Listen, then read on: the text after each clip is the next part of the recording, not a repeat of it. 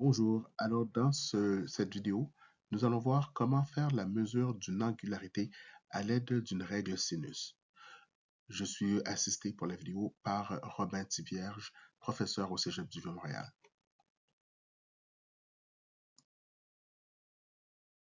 Sinus. C'est bon? OK? Sinus. Quelle opération mathématique vous pensez qu'on a besoin de faire avec ça? Le sinus.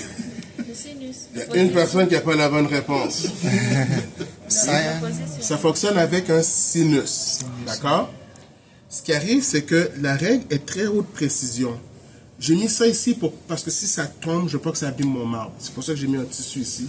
C'est pas très beau, mais au moins ça protège le marbre un peu.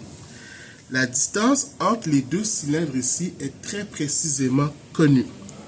Ce ne sera jamais un chiffre bizarre. C'est les axes? On va dire oui, c'est les axes, mais c'est plutôt le point de contact de celui-là. Ouais, les axes. Les axes de cet élément-là. Il est très cylindrique et on connaît la distance vraiment entre les deux de façon très précise. Ce ne sera jamais un chiffre bizarre comme 3,2694 pouces. OK? Ça va être 4 pouces, 5 pouces, 6 pouces, 7 pouces. Ou si jamais vous êtes en millimètres, ça va être du 50, 70, peut-être 80, je ne sais pas. Bref, ça va être toujours des chiffres ronds. Jamais un chiffre étrange. D'accord? Donc, quand vous ramassez avec ça, puis vous n'êtes pas sûr c'est quoi, vous mesurez la distance entre les deux centres, puis vous allez savoir quelle règle que vous avez. Donc, dépendamment de la longueur, disons que ça c'est une 5 pouces, je sais que j'ai 5 pouces d'hypoténuse. Il me reste à savoir, j'ai besoin d'un angle. Donc, ce qui arrive, je vous ai dit le parallélisme, c'est qu'on veut être parallèle. En fait, l'inclinaison, c'est un parallélisme ou une perpendicularité à un angle qui est différent de 0 et 90. Techniquement parlant, sur un dessin, vous avez le droit de remplacer les symboles de parallélisme et de angularité. Donc, vous avez le droit de remplacer le parallélisme. Vous avez le droit de remplacer le parallélisme et la perpendicularité par le symbole d'inclinaison. Sauf que faites-le pas si vous travaillez avec moi parce que je vais vous scratcher votre auto. OK? À moins d'avoir une bonne raison pour me mélanger, OK? On l'utilise pour les autres angles, même si on aurait le droit. Quand est-ce qu'on va faire ça? C'est des fois sur des dessins où les angles sont variables parce qu'on a plusieurs pièces.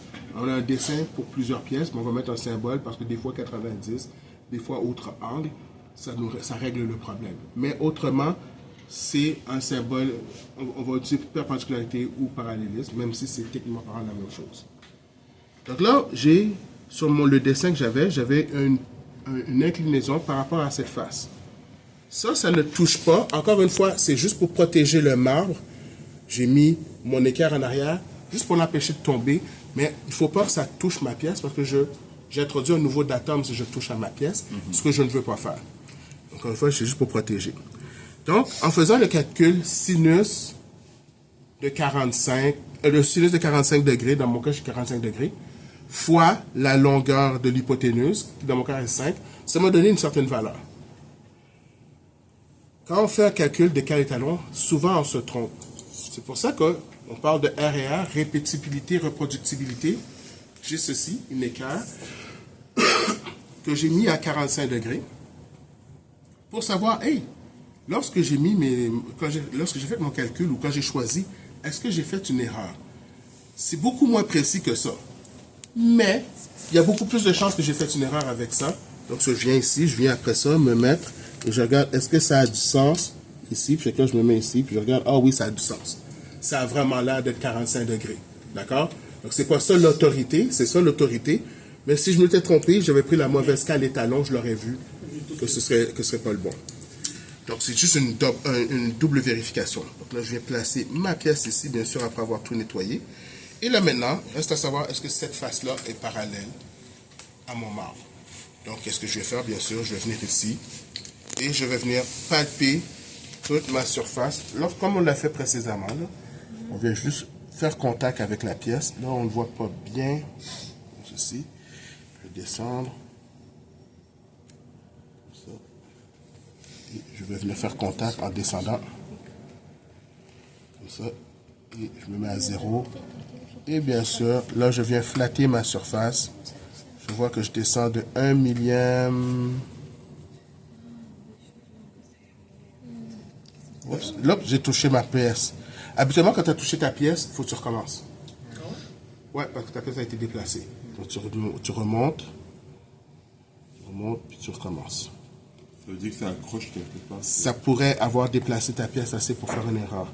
Tu recommences. Fait cette étape de parallélisme pour vérifier que c'est vraiment à 45 degrés. En fait, est-ce que je suis parallèle à mon marbre lorsque ma pièce est inclinée de 45 degrés? C'est ça que ça veut dire. Oui, d'accord. Tout à l'heure, c'était est-ce que je suis parallèle à mon marbre lorsque ma pièce est inclinée de 90 degrés?